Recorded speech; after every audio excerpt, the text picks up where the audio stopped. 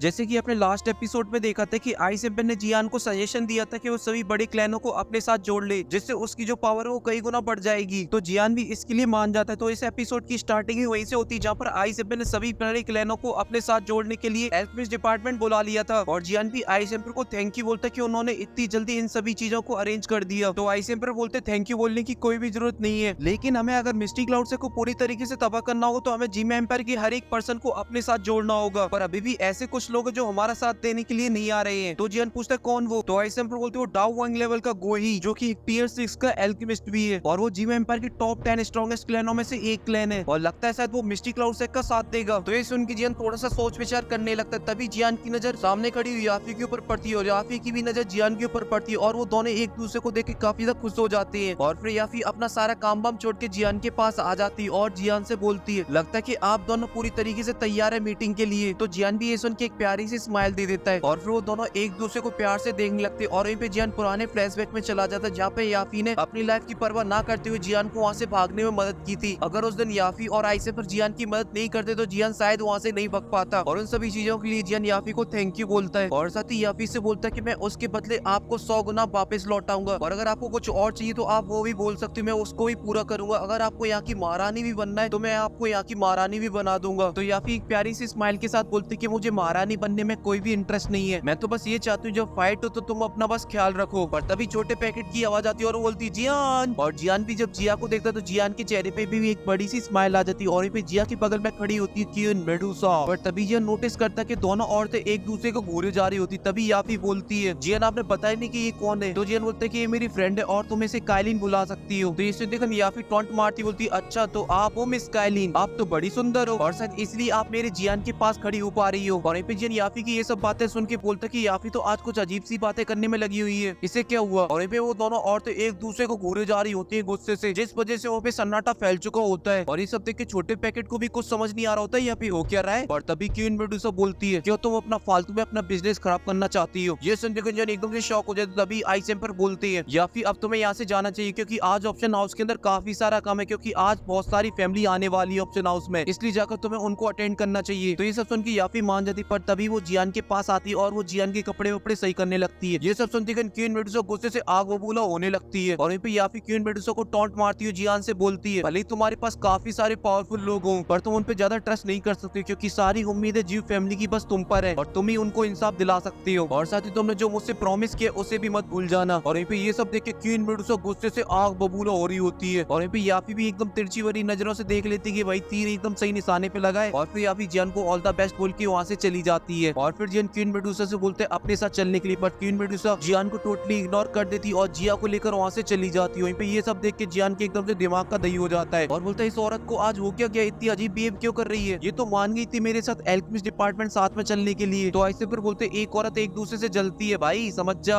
और फिर जियान और आइस एम्पर निकल जाते एल्केमिस्ट डिपार्टमेंट, जहाँ पर जियान पहुंच जाता है एल्केमिस्ट मार्केट पर। तभी आइस एम्पर बोलते कि मुझे कुछ काम है, इस वजह से तुम चलो मैं आता हूँ। तो जियान अकेली उस मार्केट से होते हुए जाने लगता है, पर जियान उस मार्केट का हावा देखता तो जियान को बहुत ही अजीब लगता है और बोलता है कि यहाँ के लोग तो बहुत ही गलत तरीके से सौदा कर रहे हैं। पर जियान ज्यादा ध्यान नहीं देता और वहाँ से जाने लगता है। पर तभी जियान एक शॉप के पास पहुंच जाता है, जहाँ पर उसे साओमी दिखाई देती है, जहाँ पर वो फायर फ्रूट को खरीद रही होती है और उसने उस फायर फ्रूट की जो रियल प्राइस थी वो दे रही होती है। पर तभी वहाँ पे एक एल्डर आ जाता है और उस फायर फ्रूट की वैल्यू को ज्यादा देने लगता है, और इस वजह से जो दुकानदार होता है वो फायर फ्रूट उस दूसरे बंदे को दे देता है। और ये सब देख के वहाँ पे जितने भी खड़े हुए लोग थे वो आपस में बातें करने लगते हैं और बोलते हैं ये सब बदतमीजी ये इसलिए कर रहा है क्योंकि ये एल्केमिस्ट डिपार्टमेंट के अंदर एक बहुत ही बड़ा एल्डर है, और उसके जो हेड है वो ओल्ड फार्मा है जो कि एक टियर 5 के एल्केमिस्ट है। पर तभी जियान वहाँ पे आ जाता है और उस फ्रूट की डबल प्राइस बोल देता है उससे, जिसे सुनते ही सभी लोग जियान की तरफ देखने लगते हैं। वहीं पे साओमी जब जियान को देखती है तो वो काफी ज्यादा शॉक हो जाती है और जियान से बोलती है कि तुम्हें इससे ज्यादा पंगा नहीं लेना चाहिए, क्योंकि इसकी पहुंच काफी ज्यादा ऊपर तक है, इसलिए अपन दोनों को यहाँ से भाग लेना चाहिए। तो जियान बोलता है तुम इतनी ज्यादा टेंशन मत लो, सब ठीक है। तभी वो एल्डर बोलता है साले लड़की के सामने ज्यादा पैसे वाला बनना है, और उस फायर फ्रूट को अपने हाथ में ले लेता है। तभी जियान अपनी स्पिरिचुअल पावर से उस फ्रूट को अपने पास खींच लेता है और बोलता है कि मैंने इस फायर फ्रूट के तुमसे ज्यादा पैसे दिए, इस वजह से अब ये फ्रूट मेरा हुआ। ये सुन के वो एल्डर भड़क जाता है और बोलता है साले लड़के तुझे बात करने की तमीज नहीं, कौन है तुम्हारा टीचर, मुझे बताओ, मैं जाकर सीधा उसी से बात करता हूँ। और उस फ्रूट को लेने लगता है। तभी जियान बोलता है ये एल्केमिस्ट डिपार्टमेंट के जो एल्डर वो कुछ ज्यादा बदतमीज हो गई है, अब इन्होंने कमजोर लोगों को परेशान करना स्टार्ट कर दिया है। ये सुनते वो एल्डर भड़क जाता है और वो अपनी पूरी दुखी को निकाल लेता है और जियान से बोलता है लड़के तेरे टीचर ने तो तुझे रिस्पेक्ट करना नहीं सिखाया है, पर मैं आज तुझे बताऊंगा किस तरीके से बात करते बड़ों से। और पे खड़े हुए लोग आपस में बातें करने लगते और बोलते ये एल्डर काफी ज्यादा पावरफुल है, पर साथ ही काफी ज्यादा घटिया भी है। एक एल्डर होके एक जूनियर के ऊपर हमला कर रहा है और वहीं पे एक एल्डर एक पंच बनाता है और जियान के ऊपर कर देता है, पर जियान उसके अटैक को बहुत ही आसानी से रोक लेता है और उसे पीछे ढकेल देता है, पर वो अभी भी नहीं मानता और वो जियान को मारने के लिए जाने लगता है। पर तभी जियान आता है और उसकी गर्दन पकड़ के उठा लेता है और बोलता है साले तू मुझे मत बता मेरे टीचर ने मुझे क्या सिखाया क्या नहीं सिखाया है। और वहाँ पे ओल्ड फार्मा भी खड़े होते और जियान उनको महसूस कर लेता है। इस वजह से जियान बोलता है ओल्ड फार्मा अब देखना बंद करो, अगर आप अभी सामने नहीं आए तो मुझे इस बात के लिए बिल्कुल भी मत कोसना कि मेरे हाथों से आपका एक टियर 5 का एल्केमिस्ट मारा गया। ये सुनकर फार्मा सामने आ जाते और बोलते जियान मैंने आपको काफी टाइम बाद देखा। और यहाँ पे शोमी अपने मन में बोलती कि टीचर ने सही बोला था, ये जियान लड़का काफी ज्यादा टैलेंटेड है क्योंकि ये सिर्फ 3 सालों के अंदर ही काफी ज्यादा पावरफुल हो चुका है। और यहीं पे जियान उस एल्डर को उठा के फेंक देते, तभी वहाँ पे फार्मा आ जाते और जियान से बोलते आप इसके लिए बिल्कुल भी टेंशन मत लो, इसको कड़ी से कड़ी सजा दी जाएगी, पर अभी आपको चलना चाहिए क्योंकि सभी लोग आपका इंतजार कर रहे हैं हॉल के अंदर। तो जियान बोलते चलो चलते हैं और वो फ्रूट शोमी को देता है और वहाँ से वो भी चला जाता है फार्मा के साथ। और फिर सीन चेंज होकर मीटिंग हॉल पे आ जाता है जहाँ पर जीमा एम्पायर के सभी बड़े सेक्ट के लीडर बैठे हुए होते हैं और वो सभी के सभी जियान के आने का वेट कर रहे होते हैं। तभी कुछ ही देर बाद जियान फार्मा के साथ उस मीटिंग हॉल के अंदर एंट्री मार देता है, जिस वजह से सभी लोग वहाँ पे खड़े हो जाते हैं। साथ ही सैंड एम्पायर भी खड़े हो जाते और जियान से बोलते कि आपने इन 3 सालों के अंदर काफी ज्यादा तरक्की कर ली है और आपकी इस तरीके की पावर देख के मैं काफी ज्यादा शौक हूँ। तो इनके जियान ग्रीट करते हुए बोलता है ये तो बस आपका बड़कपन है। और फिर जिन सभी लीडरों को देखते और फिर जियान को उसकी कुर्सी बताई जाती तो जियान भी जाकर अपनी कुर्सी के ऊपर बैठ जाता है। पर सभी के दिमाग में बस यही चल रहा होता है कि इन 3 सालों के अंदर ये लड़का इतना ज्यादा पावरफुल कैसे बन गया, इसने ऐसी कौन सी ट्रेनिंग करी। तभी जियान बोलता है मैं आप सभी लोगों को बताना चाहता हूँ कि आज की मीटिंग मैंने क्यों रखी है और साथ ही आप लोग मेरे लक्ष्य को भी जानते होंगे, इस वजह से मैं इस बात को ज्यादा घुमाऊंगा फिराऊंगा नहीं, सीधा पॉइंट पे आऊंगा। जैसा कि आप सभी लोग जानते होंगे कि मिस्टी क्लाउड सेक्ट ने मेरे जियो फैमिली को पूरी तरीके से तबाह कर दिया और इसलिए मैं मिस्टी क्लाउड सेक्ट से इस चीज का बदला लेना चाहता हूँ और उसे पूरी तरीके से तबाह करना चाहता हूँ और इस बदला लेने में आप लोगों की मदद चाहता हूँ। इस वजह से मैंने आप लोगों को बुलाया यहाँ पर, क्योंकि जो मिस्टी क्लाउड सेक्ट है वो जियो फैमिली के लिए खतरा नहीं है, वो पूरे जियो एम्पायर के लिए खतरा है, क्योंकि एक दिन ऐसा आएगा कि वो पूरे जियो एम्पायर को तबाह कर देगा। तभी सैंड एम्पायर बोलते जो मिस्टी क्लाउड सेक्ट है वो बहुत ही ज्यादा पावरफुल है, इस वजह से हम लोग उससे डायरेक्ट फाइट नहीं ले सकते हैं। तो जियान बोलता है कि जब मैं जेन्यू पास से अंदर घुसा था जियो एम्पायर पर, वहाँ पर हमें मिस्टी क्लाउड सेक्ट के लोग मिले थे जो कि जेन्यू पास को कब्जाना चाहते थे और उसका सारा कंट्रोल खुद लेना चाहते थे। और फिर मिस्टी क्लाउड सेक्ट ने प्राइमरी क्लैन के ऊपर हमला कर दिया और उसे कब्जाने की कोशिश की। तभी प्रिंसेस याई बोलती ऐसा कैसे हो सकता है। तो जियान बोलता कि आप लोग बिल्कुल भी चिंता मत करो, जेन्यू पास से 1 या 2 दिन के अंदर ही न्यूज आ जाएगी। और इस चीज से एक बात तो क्लियर हो जाती है कि मिस्टी क्लाउड सेक्ट ने डायरेक्टली हमला कर दिया रॉयल फैमिली के ऊपर भी। इसलिए अब आप सभी लोगों का डिसीजन है कि आप लोगों को क्या करना है, क्योंकि मुझे जितना मोटिवेशन देना था वो मैं आप लोगों को दे चुका हूँ। और अगर अभी भी आप लोगों को बीच का बिच्छू बन के रहना है तो आप लोग रहिए, मुझे घंटा कोई फर्क नहीं पड़ता, पर मैं ऐसा बिल्कुल भी नहीं देख सकता कोई गलत करे और मैं खड़ा हुआ देखता रहूं। और ये सब बातें मैं आप लोगों को इसलिए बता रहा हूँ क्योंकि फ्यूचर में चल के आप लोग मेरी पीठ में चुराना भोग दो, जो कि मैं तो किसी भी कीमत पे नहीं रुकने वालों। मैं जब तक मिस्टी क्लाउड सेक्ट को तबाह नहीं कर दूंगा तब तक नहीं रुकूंगा। ये सब सुनते वो सभी लोग एकदम से सोच विचार में पड़ जाते हैं। पर सबसे पहले आइसम पर बोलता है कि प्राइमरी क्लैन हमेशा जियान तुम्हारे साथ है, जो कि ये बात मैं बहुत ही अच्छे से जानता हूँ। आज मैंने तुम्हारी मदद नहीं की तो ये मिस्टी क्लाउड आगे चल के किसी को भी नहीं छोड़ेगा, ये सब कुछ तबाह कर डालेगा, इसलिए मैं तुम्हारा साथ मरते दम तक नहीं छोड़ूंगा। तभी मूव फैमिली का लीडर बोलता है जियान तुम्हारे जीतने के चांसेस कितने इस बैटल में। तो जियान बोलता है कि 50-50 चांसेस है इसको जीतने के। और तभी सैंडे पर बोलते भले जियान तुम काफी सारे डाउ वैंग को अपने साथ ले आए, पर मिस्टी क्लाउड सेक्ट के पास इससे भी ज्यादा पावरफुल लोग हैं, जहाँ तक कि उनका एक डाउ वांग लेवल का वॉरियर इन सभी को अकेले संभाल सकता है। ये सुनकर जियान एक चुटकी बजाता है, तभी वहाँ पे आ जाते हैं ब्लैक कॉर्न रीजन के सेक्ट लीडर्स और उन लोग के साथ साथ वहाँ पे आ जाते हैं हमारे मास्टर भी। और बोलते डाउ वांग तो है, साथ ही डाउ जोंग भी है। और जब वो सभी लोग मास्टर को देखते तो उनके मुंह कान नाक और जीभ भी फट जाती है। तभी जियान बोलता है मास्टर कि आप क्यों बाहर आ गए। तो मास्टर बोलते हैं एक ना एक दिन इन सभी लोगों को मेरे बारे में पता चल ही जाना था। और वो तीनों एल्डर भी अपने मन में बोलने लगते हैं इसके पास ऑलरेडी क्वीन मेडुसा थी, पर ये नहीं पता था कि इसके पास ऑलरेडी एक और डाउ जोंग है। अच्छा वो जो हम लोगों ने इससे पंगा नहीं लिया, अगर इससे पंगा ले लेते ना तो लेने के देने पड़ जाते। और तभी मास्टर ओल्ड फार्मा से बोलते हैं लिटिल एल्केमिस्ट काफी टाइम हो चुका, काफी टाइम बाद मैंने तुम्हें देखा है, पर मुझे तुम आज भी याद हो। तभी फार्मा भी मास्टर को पहचान जाता है। तभी मास्टर बोलते कि मैंने जब तुम्हें पहली बार देखा था तब मुझे लगा था तुम्हारे अंदर कुछ टैलेंट है। और साथ ही मास्टर बताते कि मैंने इसे तब देखा था जब मैं यहाँ पर घुमा करता था, तभी एक छोटी सी प्रॉब्लम में था तो मैंने इसकी मदद कर दी थी। ये सुनकर ओल्ड फार्मा मास्टर को ग्रीट करते और बोलते मुझे आप आज भी याद हो, जो आपने मेरी मदद की थी मैं उसे कभी नहीं भूलूंगा। और यहाँ पे स्टैंड पर ये सोच रहे होते अगर ये ओल्ड फार्मा ओल्ड है तो ये कितना ज्यादा ओल्ड है। पर तभी मास्टर बोलते ये सभी फालतू बातों को छोड़ो, काम की बात पे आते हैं। पर उससे पहले मैं चला जाता हूँ और मेरे जो स्टूडेंट ने बोला उस पर जरूर गौर फरमाना, क्योंकि ये जो फाइट है वो मामूली फाइट नहीं होने वाली है, लाइफ और डेथ की फाइट होने वाली है, इसलिए आप सभी लोग सोच समझ के फैसला लेना। और फिर मास्टर रिंग के अंदर चले जाते, उसके बाद सभी लोग होश में आते और वो सभी लोग अपनी कुर्सी के ऊपर बैठ जाते हैं। तभी ओल्ड फार्मा बोलते कि आप मेरे मास्टर की भी एक डिसाइबल हो और इस वजह से आप जो मिस्टी क्लाउड सेक्ट से फाइट करने जा रहे हो उसमें एल्केमिस्ट डिपार्टमेंट आपके साथ है और साथ ही मू फैमिली का लीडर भी जोश में आ जाता है और जियान से बोलता है कि मैं भी आपके साथ हूँ। पर तभी प्रिंसेस यायू थोड़ा सा सोच विचार करने के बाद बोलती है। अब जियान की पावर को देख के लगता है कि जियान भी अब उतना ही पावरफुल हो चुका है जितना मिस्टिक क्लाउड सेक है। इस वजह से मुझे एक बात का डर है, जब जियान मिस्टिक क्लाउड सेक को हरा देगा उसके बाद कहीं जियान ही इस पूरे जीमा एम्पायर को रूल ना करने लगे और हमारे रॉयल फैमिली की जो कंडीशन है वो हमेशा सेम ही बनी रहे। तो जियान बोलता है कि भले ही मैं फ्यूचर में जाकर कितना भी ज्यादा पावरफुल क्यों ना बन जाऊं, पर मैं आप लोगों से एक प्रॉमिस करता हूँ कि फ्यूचर में मैं कभी भी रॉयल फैमिली के रूल्सों को नहीं तोड़ूंगा और ना ही कोई नए रूल्स बनाऊंगा। और रही बात प्रिंसेस यायू आपकी रॉयल फैमिली की, अगर मैं कुछ टाइम तक मिस्टिक क्लाउड सेक के ऊपर हमला नहीं करता हूँ तो कुछ टाइम बाद ही मिस्टिक क्लाउड सेक तुम्हारे ऊपर हमला कर देगा और तुम्हारी रॉयल फैमिली की माँ की आंख कट जाएगा। इसलिए ये बात अपने दिमाग में बिठा लो। जियान यहाँ पर आपसे भीख मांगने के लिए नहीं आया है कि तुम मेरा साथ दो। ये सुनकर सैंड पर बोलते कि जो प्रिंसेस यायू है वो काफी ज्यादा यंग है, इस वजह से वो अभी नहीं समझती है कि क्या बोलना चाहिए क्या नहीं बोलना चाहिए। और इसलिए मैं मास्टर जियान से बस इतना ही बोलना चाहूंगा कि आप नादान समझ के उसे माफ कर दें और रॉयल फैमिली आपके साथ है मिस्टिक क्लाउड सेक की इस फाइट के अंदर। और तभी नायन फैमिली भी जियान का सपोर्ट के लिए आ जाती है। और तभी वहाँ पे एक मैसेज आता है जो कि याफी ने आइसेम्पर के लिए भेजा होता है, जहाँ पर आइसेम्पर सभी को बताते हैं यूनसेन बहुत ही जल्दी यूनियन और गुई की शादी कराने वाला है। और इसी के साथ सीन शिफ्टो की यूनियन के ऊपर आ जाता है जहाँ पे यूनियन अपने कमरे में बैठी हुई होती है। तभी वहाँ पे गुई आ जाता है तो यूनियन बोलती बारे गुई, मैं तो तुझे बड़ा सीधा साधा आदमी समझती थी, तू तो एक नंबर का सी निकला बे, तूने तो सीधा मौका देख के चौका मार दिया। तो ये सुनते गुई बोलते ऐसा कुछ भी नहीं है, ये सब यूनसेन का आइडिया था पर मैं उसे मना नहीं कर पाया, आप मेरी भावनाओं को समझिए। तो यूनियन बोलते कि मैं तुम्हें दोस्त समझती थी। तो ये सुनते गुई जियान का नाम लेता है। ये सुनकर यूनियन को काफी ज्यादा गुस्सा आ जाता है और बोलते औकात में रहे। तो गुई बोलता है कि मुझे यूनसेन ने सब कुछ बता दिया, मैं कोई पागल वागल नहीं हूँ और साथ ही मैं ये भी जानता हूँ कि तुम लोगों ने जंगल में मंगल भी किया था। तो यूनियन गुस्से से बोलते हो मैं तेरी फालतू बकवास सुनने के लिए यहाँ नहीं बैठी हूँ, तो मुझे बस ये बता कि तू मेरे मास्टर का ऑफर रिजेक्ट करेगा कि नहीं करेगा। तो गुई बोलता है कि नहीं, मैं तुम्हें डिजर्व करता हूँ क्योंकि तुम्हारा और जियान का आगे चल के कुछ भी नहीं होने वाला है। तो यूनियन बोलती है इससे तेरा कोई भी लेना देना नहीं है और तू भले ही मुझसे शादी कर ले और इसके बाद तुझे सिर्फ मेरी तरफ से एक लाश मिलेगी और कुछ नहीं। ये सुनते गुई एकदम से भड़क जाता है और बोलता है कि मैं एक फिल्म में करूँ, वो जियान साला दो कौड़ी का, तुम फिर भी उसी के बारे में सोचती रहती हो। और यूनियन इस बात पे कोई भी रिएक्शन नहीं देती है। तो गुई वहाँ से जाने लगता है और बोलता है कि जियान वापस आ चुका है जिमा एम्पायर के अंदर। ये सुनकर यूनियन खुश हो जाती, तभी गुई बोलता ज्यादा खुश होने की जरूरत नहीं क्योंकि बहुत ही जल्दी मिस्टिक क्लाउड से उसको मार डालेगा और मैं भी तुमसे शादी करने के बाद जो तुम्हारे ऊपर जो सील लगी है उसे हटवाकर यहाँ से कहीं दूर चला जाऊंगा तुम्हें लेकर। और इसी के साथ सीन शिफ्टो की फिर से मीटिंग के ऊपर आ जाता है जहाँ पे जियान बोलते हैं कि शादी कितने दिनों बाद है। तो आइसेम्पर बोलते हैं कि शादी 2 दिनों बाद है। तो ये सुनकर जियान बोलता है कि तो हम 2 दिन बाद ही मिस्टिक क्लाउड से के ऊपर हमला करेंगे। तो सैंडे बोलते इतनी जल्दी। तो जियान बोलते अगर शादी हो जाती उसके बाद कोई हर कीमत पे मिस्टिक क्लाउड से कई साथ देगा और इससे मिस्टिक क्लाउड से की पावर काफी ज्यादा बढ़ जाएगी और ये बात हमारे लिए बिल्कुल भी अच्छी नहीं है। ये सब सुनने के बाद वो सभी लोग थोड़ी देर सोच विचार करने लगते पर तभी बोलते कि जियान बिल्कुल सही बोल रहा है, हमें 2 दिन बाद ही मिस्टिक क्लाउड से के ऊपर हमला कर देना चाहिए। तो जियान बोलते कि सभी लोग मान चुके, इस वजह से हम लोग 2 दिन बाद मिलते, तब तक के लिए बाय। और फिर इस मीटिंग को हुए 2 दिन बीत जाते हैं। फिर उसके बाद हमें जियान दिखाया जाता है जो कि अकेला खड़ा होता है और बोलता है कि पिछले 2 दिनों से मैंने तुम्हें नहीं देखा, मैंने सोचा कि तुम चली गई मुझे छोड़कर। पर तभी वहाँ पे क्वीन मेडुसा आ जाती है और बोलती कि मैं तुम्हें छोड़ के बिल्कुल भी नहीं जाने वाली जब तक मुझे सोल रिकवरी पिल नहीं मिल जाती है। पर तभी जियान क्वीन मेडुसा से बोलता है क्या तुम अभी भी मुझे मारना चाहती हो? तो क्वीन मेडुसा बोलती है हाँ बिल्कुल, तुम्हें मार देना चाहिए। ये सुनकर जियान को थोड़ा सा अच्छा लगता है और वो क्वीन मेडुसा के पास आता है और बोलता है मैं तुम्हारे लिए सोल रिकवरी पिल बहुत ही जल्दी बना दूंगा और फिर उसके बाद तुम खाओ या ना खाओ वो तुम्हारे ऊपर डिपेंड करता है। तो क्वीन मेडुसा बोलती है उसे खाने के बाद जो मेरी सोल है वो पूरी तरीके से स्टेबल हो जाएगी और इसी के साथ हैवी स्वेलिंग पाइथन के जो इमोशन है वो भी खत्म हो जाएंगे और फिर मैं तुम्हें मारने से पहले एक बार भी नहीं सोचूंगी। तो जियान बोलते अच्छा ऐसी बात है, पर मुझे ऐसा नहीं लगता कि तुम मुझे मार पाओगी क्योंकि ये बात मैं बहुत ही अच्छे से जानता हूँ। हैवी स्वेलिंग पाइथन की भली सोल तुम्हारे पास है पर तुम क्वीन मेडुसा हो, इस वजह से तुम्हारे इमोशंस को कोई भी कंट्रोल नहीं कर सकता है। हैवी स्वेलिंग पाइथन का बाप भी आ जाए तो भी तुम्हें नहीं रोक सकता क्योंकि तुम्हारी फीलिंग को कोई भी कंट्रोल नहीं कर सकता है। तो क्वीन मेडुसा बोलती जियान तुमको क्या लगता है कि मेरे दिल में तुम्हारे लिए कुछ फीलिंग्स है? तो जियान बोलता है बिल्कुल भी नहीं, पर जो मेरी यूनसेन के साथ जो फाइट होने वाली उसमें मैं बिल्कुल भी श्योर नहीं हूँ कि मैं जीतूंगा कि नहीं जीतूंगा या फिर मैं यूनसेन के हाथों मारा जाऊंगा और अगर मैं मारा जाता हूँ फिर तो तुम्हें जरूरत ही नहीं है सोल रिकवरी पिल की। पर तभी क्वीन मेडुसा बोलती अगर तुम यूनसेन के हाथों मारे जाते तो मैं तो बहुत थैंकफुल होंगी यूनसेन की कि उसने तुम्हें मार डाला। ये सुनकर जियान के चेहरे पे स्माइल आ जाती है और बोलते अच्छा ठीक है पर अब मैं चलता हूँ। और जियान वहाँ से चला जाता है और वहीं पे क्वीन मेडुसा अकेले खड़ी रह जाती है और मैं क्वीन मेडुसा से बस यही बोलना चाहूंगा अगर दिल में है तो बोलो यार, पता नहीं लड़कियां क्यों करती है ऐसा, चाहे फिर वो एनीमे हो चाहे फिर वो रियल लाइफ हो। और हाँ अब आप लोगों को दिखाता हूँ इस जिमा एम्पायर की असली रानी को। जो आप बैकग्राउंड में वीडियो देख रहे हैं वो है असली रानी की और वो रानी कोई और नहीं, वो है क्वीन मेडुसा। और इसी के साथ ये एपिसोड यहीं पे खत्म हो जाता है।